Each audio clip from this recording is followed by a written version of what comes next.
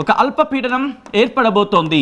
ఎప్పుడు అల్పపీడనం ఏర్పడబోతోంది మీరు చూస్తే కనుక ఈ సైక్లోనిక్ సర్క్యులేషన్ అంటే ఆవర్తనం, ఉపరితల ఆవర్తనం.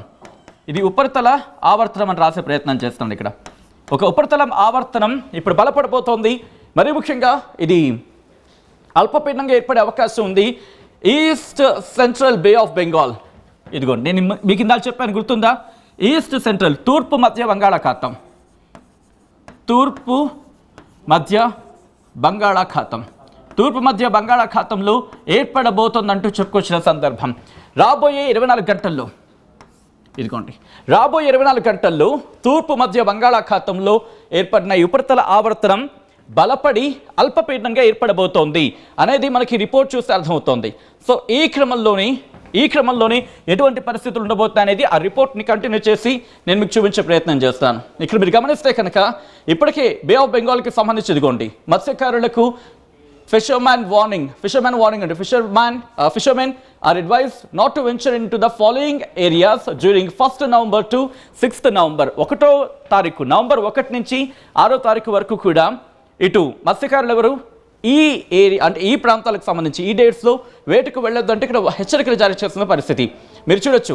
అండమాన్ సీ అంటే అండమాన్ సముద్రంలో 1వ తారీఖు నుంచి 6వ తారీఖు వరకు, అలాగే eastern parts of east central Bay of Bengal, తూర్పు మధ్య బంగాళాఖాతంలోని తూర్పు ప్రాంతానికి సంబంధించి. రిమెంబర్ బంగాళాఖాతం అంటే తూర్పు మధ్య బంగాళాఖాతంలోని తూర్పు ప్రాంతానికి 2వ తారీఖున, అలాగే ఈస్ట్ సెంట్రల్ బే ఆఫ్ బెంగాల్కి సంబంధించి ఈ ప్రాంతాలకు సంబంధించి 2వ తారీఖున వెళ్ళొద్దంటూ చెప్తోంది.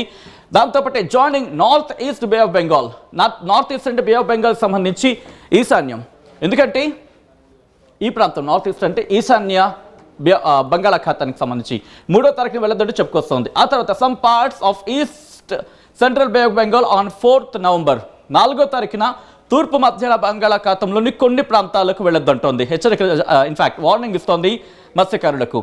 అలాగే along of Myanmar, Bangladesh Coast and 4th, 5th November అంటూ కూడా ఇటు బంగాళాఖాతానికి సంబంధించి వార్నింగ్స్ ఇస్తున్నట్టు అర్థం చేసుకోవచ్చు. మత్స్యకారులు వేటకు వెళ్ళొద్దు అంటూ కూడా భారత వాతావరణ శాఖ ఒక్కసారి ఇది నోట్ చేసుకొని ఈ డేట్స్ ప్రకారం అఫ్కోర్స్ ఇప్పటికి కొంతమంది అర్థమై ఉంటుంది, ఇది ఒక్కసారి ఎందుకైనా మంచిది స్క్రీన్ షాట్ తీసుకొని ఇటు మత్స్యకారులు ఎవరు ఉంటే కనుక వాళ్ళకి ఫార్వర్డ్ చేసే ప్రయత్నం చేయండి, వాళ్ళకి చెప్పే ప్రయత్నం చేయండి. ఆయా తేదీలు ఆయా ప్రాంతాలు, మొత్తం బంగాళాఖాతానికి చెప్పట్లేదు, ఇటు మొత్తం బంగాళాఖాతం అని చెప్పట్లేదు కానీ ఇక్కడ ఇంట్రెస్టింగ్గా కొద్ది ప్రాంతాలు